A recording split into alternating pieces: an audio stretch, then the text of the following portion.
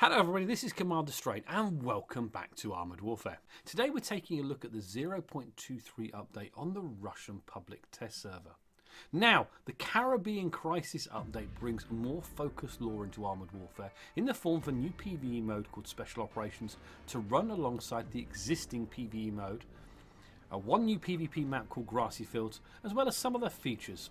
I'll link in the video description below the update article and patch notes, as well as an article on new Special Operations game mode. Now, there are no new progression vehicles in the current build, but a new Tier 8 Premium MBT, the Chinese Type 96B, is mentioned as coming with this update, although as you'll see, it's not currently in this build, so we'll have to see when we actually get access to this. Now, there are also a few changes to some of the commander skills. A few UI changes, as you're going to see. I mean, the inventory and the challenge section stays the same. The battalion section still has the old blue colour, but the dossier section has been substantially improved, and it's more in line with most of the other aspects of the UI. You've also got the ability again to change your image. You had that before. You've also got a chance to look at your service record, look at epic medals, and really just have a better idea of what's going on. More easy to actually see where you are. There's the epic medals on the screen. Now, back to the service record, you've got statistics, links all the statistics by tier, bar graph there, base information, your vehicles, matches played, then your achievements. We've had the achievements for a while. There's a few new achievements for the new Special Operations mode. As you can see there, we'll have a look at that later. And then again, you've got your history, which is where your replays are actually kept. And that's nice because it gives you the damage, spots, kills, the time, and whether you survived or not. Although there are no new updates to the actual replay system. So overall, a little bit of a UI spruce up. Now they've also, as you have already seen and probably will see again, they've improved the lighting in the garage for the vehicles. But let's take a look at Special Operations. Special Operations are an important part of Armoured Warfare going forward, and more than just a one-update affair. It brings new gameplay elements to expand upon the already implemented PvE experience, to bring the game's lore to the forefront and create a real episodic storytelling experience for everyone. So how does this storyline fit in? Well, let's take a look at the main article published on the Armoured Warfare portal. The world is on the brink of ruin. Wealthy corporations control vast territories, replacing the state authority in all but name. Their regulations having the power of laws, and their security forces of hired mercenaries acting as private armies. Our tale begins as legends often do, with one man deciding that the world he lived in was not good enough. A seasoned mercenary bent on taking the fight to those who had done him wrong, sparking a revolution that would engulf the whole world in flames. It is 2042 and you are that man. Maybe woman as well? You are the mercenary in the service of International Security Department, a multilateral body established in the wake of the corporate wars waged in the late 2030s. You were tasked with protecting a Claiborne Industries facility hidden deep in the Mojave Desert, and this is how your story begins. So Special Operations are a series of missions called chapters that are bound together by this common storyline, which will be, as I said, expanded in future updates. We will have a chance to actually shape the future of Armoured Warfare by being part of it. Now, in the alpha and closed beta stage of the game, we did have, I think, linked PvE missions, but these were dropped, and I'm glad that they've been revived, updated in how they work, and added back into the game. So how will this work? On the PvE screen, the Special Operations appear as a separate choice. These do not replace the standard PvE, and once selected, all players will start with the first mission of the Special Operation, and completing the mission will unlock the next mission in the series, with the earlier one stopping becoming available. Completing all of the missions in the Special Operation will unlock the opportunity to rerun the series again. Special Operations are available in a standard difficulty for tier 2 to 8 vehicles and a hardcore difficulty which is only available for tier 9 and 10 vehicles, and I think will require platoon work to be really successful in them. Now, completing these missions will unlock achievements, can reward you with global reputation, special player titles, decals, avatars, as well as unique camouflages. Now, some of the achievements, though, will require multiple playthroughs of the series. So let's take a look at Chapter 1. And please remember, I don't play a lot of PvE at the moment.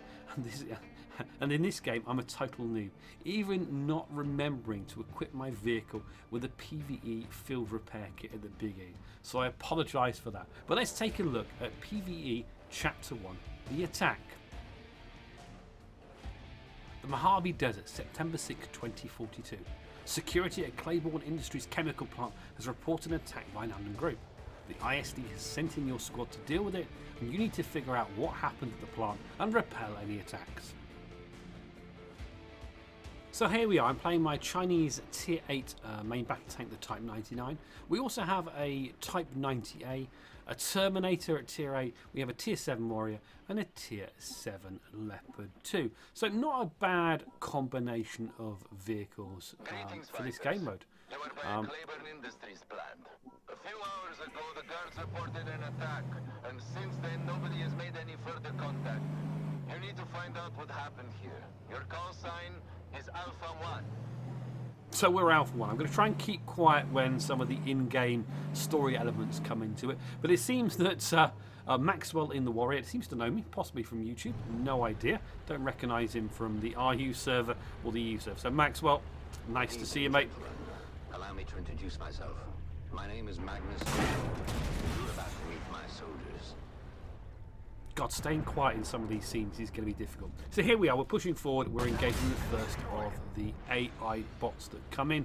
A little bit of damage there, and we get our first kill. Not really worried about too much about the actual mission and getting kills and damage. But as you can see, it is on the... Is it this? No, I can't remember what this map is called in the PvE. But unlike a lot of the PvE maps, it is actually a full map. This is the PvP map that we have in. God, I'm going to curse myself for not remembering what the map is called. We need to find another way around. Get ready to attack. So there we go. We got our first series of primary objectives. Hold the embankment, and we've completed go to the plant. So here we are. I'm now swinging a little bit to the right. You can see some more AI mobs spawning on the other side.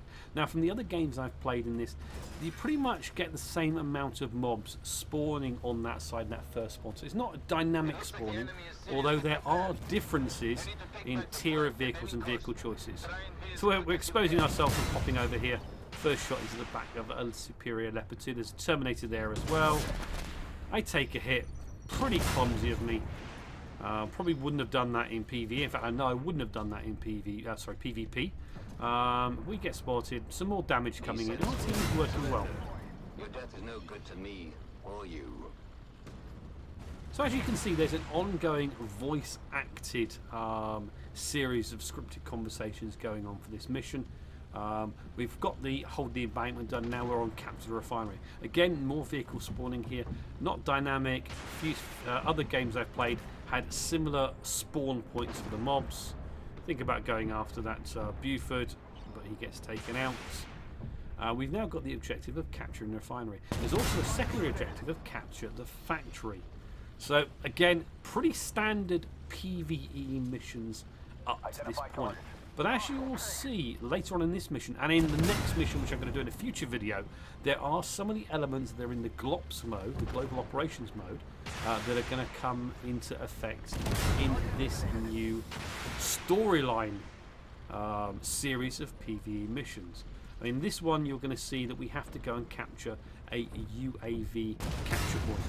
And a little bit of a spoiler, we do actually do that. But in the second mission, which happens actually at night, and I'll try and get that in a future video before Christmas, there are the pillboxes that are in the Global Operations maps as well, and they do fire again missiles at you. So there we go, we've captured the refinery. You have some time to think.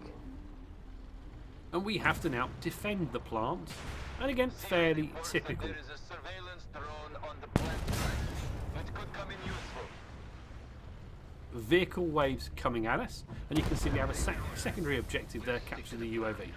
Nice bit of ramming damage there, always good. You know what to do, you do. So we're defending the plant. Some of my teammates seem to be heading up, the Terminator heading up to try and engage and take the UAV capture point. So again, that is definitely something that's come across from Global Operations. Nice touch, good reusing assets and features in this game mode, and if they are going to push this PvE story mode, as it seems they are, I guess we're going to see a lot of things going forward. So anyway, we've got a short amount of time to defend the plant and a short amount of time to capture the UAV. We pop up here, but then I spot more vehicles back at the cap circle. Most of our players have actually moved away.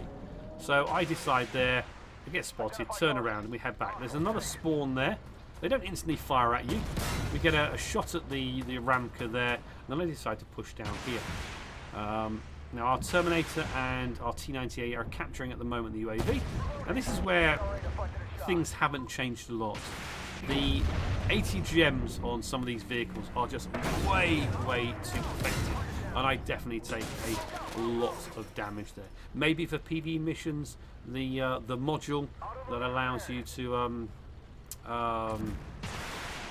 see ATGMs launching at you, might be useful, but in that close range engagement, it definitely wasn't. But I'm down to a low hit points now, and as you said earlier, I don't have a field repair kit, so when I die, I'm dead.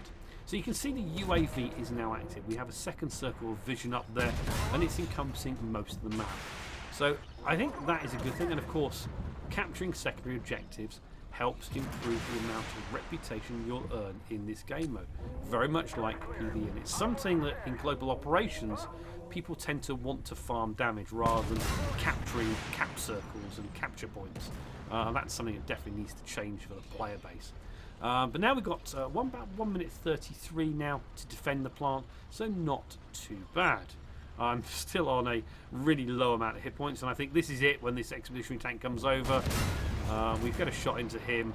He runs into a bit of concrete. That's something I normally do with rocks. He takes some damage from Maxwell there in the Warrior, and we get the kill on him. So great support from my teammate there. We're not in a platoon, but great support. Now, as you can see, just over a minute now to defend the plant. We're going to get a few more shots here. And no further objectives have come up as of yet. But these missions are definitely multi-objective based.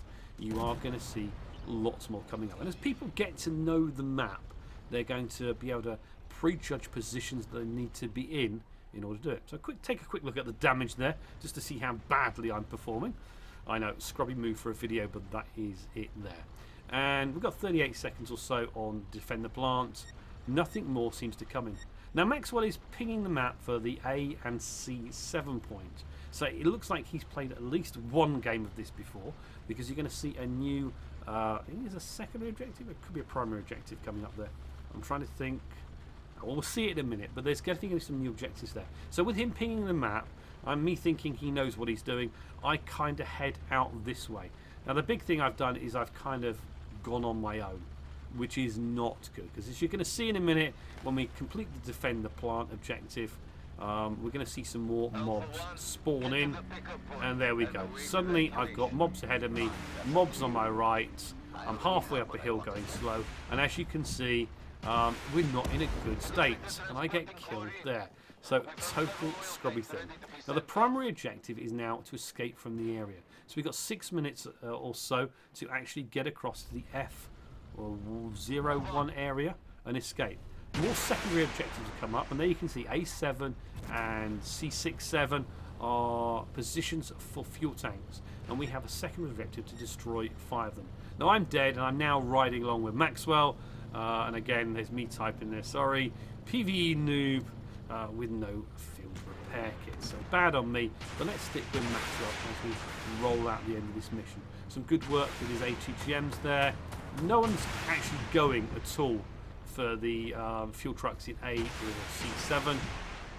Maxwell here is capturing this one just here. No, sorry, he's in the main cap circle. He's in the main cap circle. And he's just working on taking out some of these mobs here. So just pushing along, stretching out. Look, he's trying to maybe farm a bit of damage. Could he have run up for those objectives? There's one at A7, C7, and there's one at H7. Probably, but I guarantee that as soon as he'd gone there, more AO mobs would have spawned. It probably would have caused his death. But anyway, we've got our Terminator and our Type 90A that are doing the capping work, and Maxwell here is just getting some extra damage against this Terminator.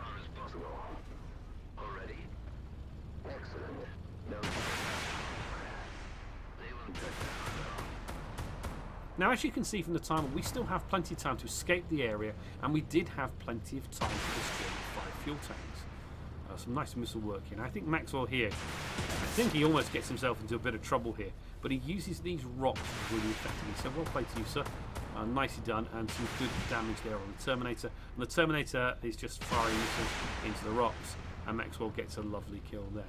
So again, we do just under 10k damage, nothing special, but we do, first time we've seen the mission, so we do fairly well. This is standard difficulty, remember, not the hardcore difficulty.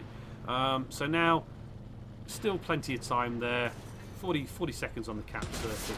So Maxwell is heading back now towards the cap. He's got a lot of vehicles spawning around him. And he's now going to go to work on this Stingray 2 and this AMX-10 RCR. Now he does some really nice dodging work here once he takes out the AMX-10 RCR, because there's a Ramka 99 around the corner. And this just shows how good the Warrior Milan can be in this sort of environment. So now pushing forward, Maxwell's on low health. But the Ramka 99 is just round the corner. He's poking. I'm not got very good camera work here, but the first missile there, and the Ramka is just inside the building, and he now fires back. And he's using the corner of this building just to dodge from the ATGMs of the Ramka 99. So he's reloaded, lovely shot in there, and again takes out the Ramka 99 in a few minutes. I think he does anyway. Yeah, 99% certainly does. There you go, missile in there, and he does it. So we got Kai's in the cap circle, but the enemy have got some vehicles in the cap circle as well, and that is preventing us from actually capping down. So Terminator's up there, our Type 90A is up there, Maxwell here goes up and around now, Stingray 2 gets taken out, Abrams there, lovely missile shot into the Abrams, some auto cannon fire, and there we go. We escape from the mission successfully.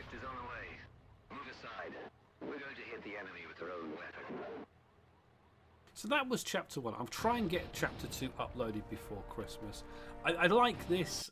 It's definitely an improvement on PvE. I don't know how repetitive it's going to be going forward. We'll have to see. Anyway, if you've enjoyed this video, don't forget to give it a thumbs up. If you dislike it, give it a thumbs down. Comment on what you think of this initial new PvE feature in the comments below. And I look forward to seeing you in the next video. Thank you.